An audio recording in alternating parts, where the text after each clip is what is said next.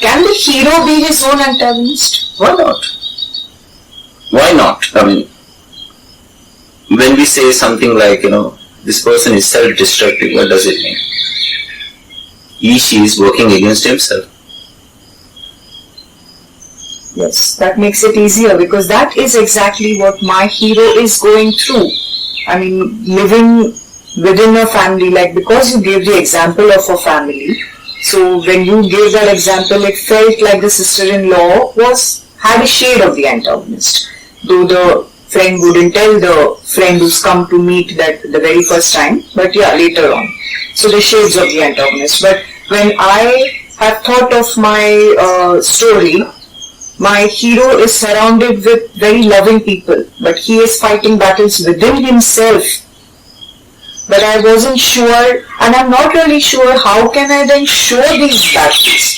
How will it come out in my writing? What is he going through? Because even his closest people have no clue, except one person.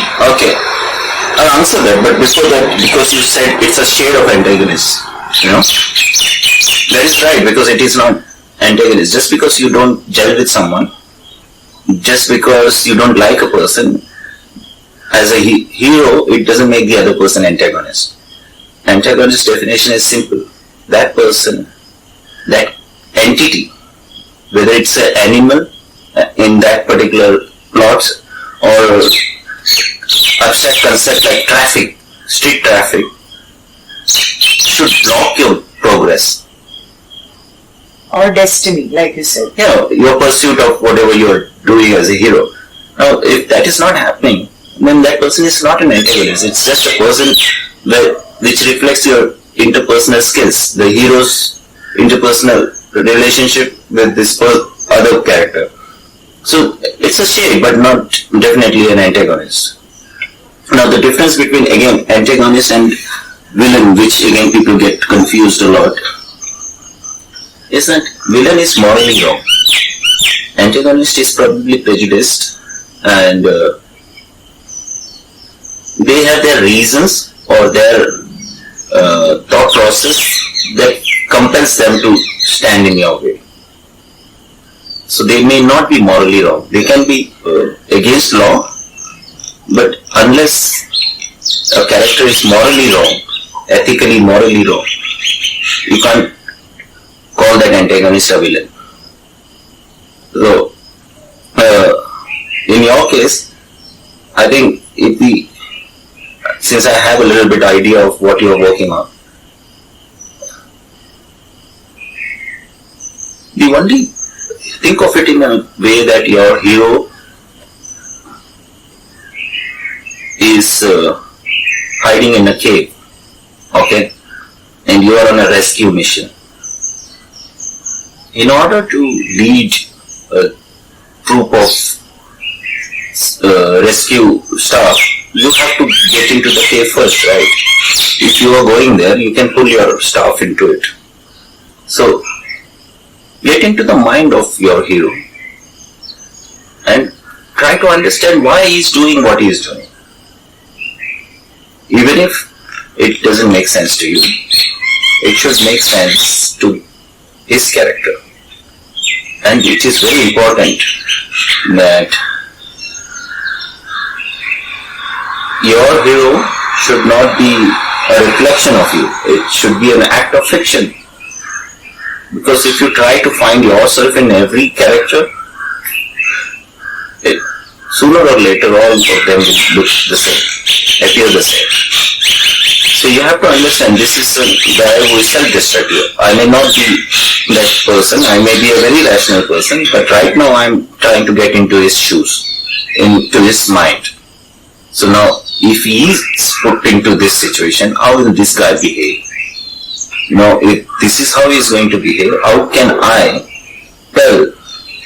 For example, you are gone and you are asking your hero, give me your hand, I'll pull you out. And he says, no, I won't. How will you communicate it to the other staff? Or you probably would just say, I may need a little extra help to pull him out. We won't find any cooperation from him.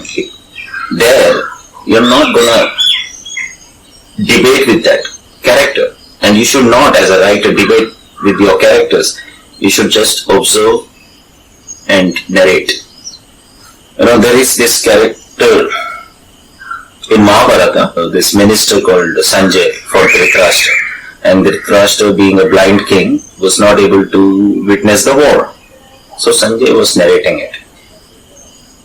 And being a minister and a wise minister, he didn't add anything to it. He just narrated as things happened without polluting it with his personal opinions and prejudices. Now that is what a writer does. He's in the middle between the audience and his world, and he's just narrating as he's witnessing it. He's not filtering it out because he feels, oh, my hero cannot have this trait. I shouldn't pass this on to them. He's not filtering it. He's just saying it as it is. Yes, now it's again very clear to me that when you gave the cave example, the cave that my hero is in is his own brain, is his own thoughts. Exactly. And you have to go in there first and drag your audience there. And you have to be and see what he thinks and feel, why he's being so stubborn and being inside here. That has to be, because the moment a human being is going to act against his survival instinct, then what could be the motivation behind it? Because survival instinct is a default. It's like default fuse. When there is an overload, it won't ask for permission, it will just trip. So, why is your hero acting against his instincts, core instinct? There has to be something very serious, something more important than survival for him. And you have to understand that and relay that to the audience. So when you said, why is he going against his survival instinct, there has to be something big. I think for him, maybe he's dying inside, but he doesn't want his family to know, especially his father, whom he is very close to. He doesn't want his father to know that he is going through so much turmoil inside. So on the surface, he's been an excellent guy, an excellent son to have, an excellent friend, a very good student, excelled throughout his life. But what he goes through his inside is only there for himself. Okay. Now, how do I show that? I mean, what can I write to show what he is going through? Because like you said, if nobody, we've taken this part that the antagonist is not important. And there is, so if I say that the father, like you said, morally, the antagonist shouldn't be morally wrong, he could be legally wrong. So if I say that my father, you had said it before to me, that the father could be an antagonist, and why is he letting him? Basically, the father just doesn't know, because the father is just seeing his outer, that the success, the goodness, the humaneness that the son has. Fair enough. See, if in your story, the hero is so good that he's able to mask his turmoil, his inner battle, and reveal a sober self and calm self to others, and others are not aware of what he's going through, then that is your story. But maybe these characters may not know, but the audience might have to know. So the only way the hero can reveal himself to the audience is when he is alone. You have to get into his mind, and you have to put him in a situation where he's alone. And I think there comes a time when he separates from others and becomes alone before your climax sequence. The major chunk of your story is that, right? Everybody gets separated, and so that is, according to me, the right time to drag the audience into the cave of the hero. My question is, how do I do that? Because that is, I think, what I'm facing a problem. I mean, how do I paint that picture of his mind, or how do I paint that scene so that the audience understands? Okay, let's analyze that right now he's alone, right? He doesn't need to wear a mask because he's doing it for the sake of his loved ones so that they don't get worried for him. Or, you know? So when he's alone, he doesn't need to wear a mask, right?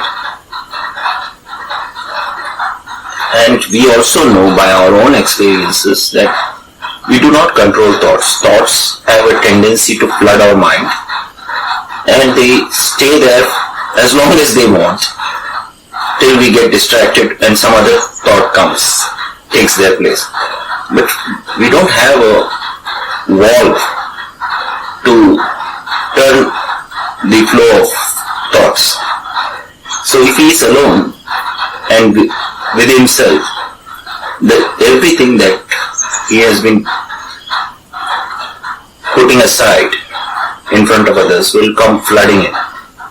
Now, I don't want to go into the detail of your character story, but I would say the very thing that bothers him would be the first thing that would crash the gate and flood his mind.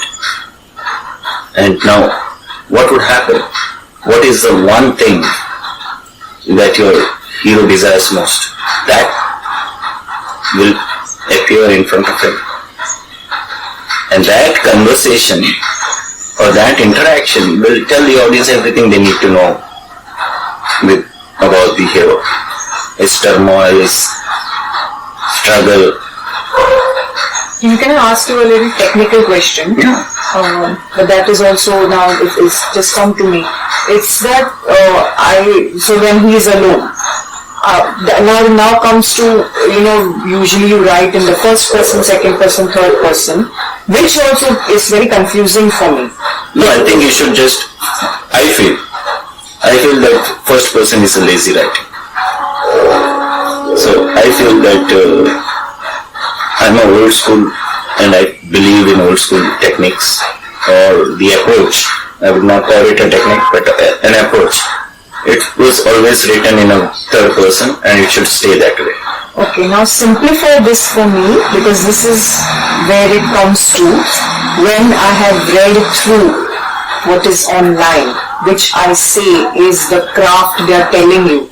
They have explained first person, second person, third person, and I've read many. But I have never really understood. So simplify for me. The first person is,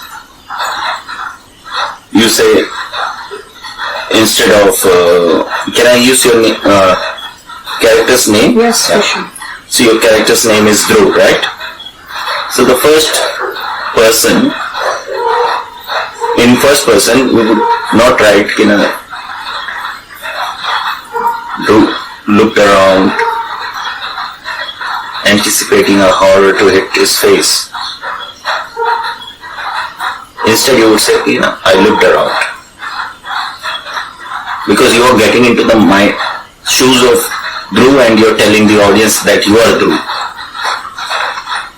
That is first person, I. But third person is simple. You are just the omnipresent witness to the whole story, the whole sequence of incidents, and you are relaying it to someone else. And I believe if you have to choose, and if it is about your comfort and convenience, shift between first and third. Don't bother about the second. I now understood. Because see, this is what happens in the craft. They don't explain it so simply. I have read several times, but I haven't understood this whole thing as simply as I understood it right now. Honestly.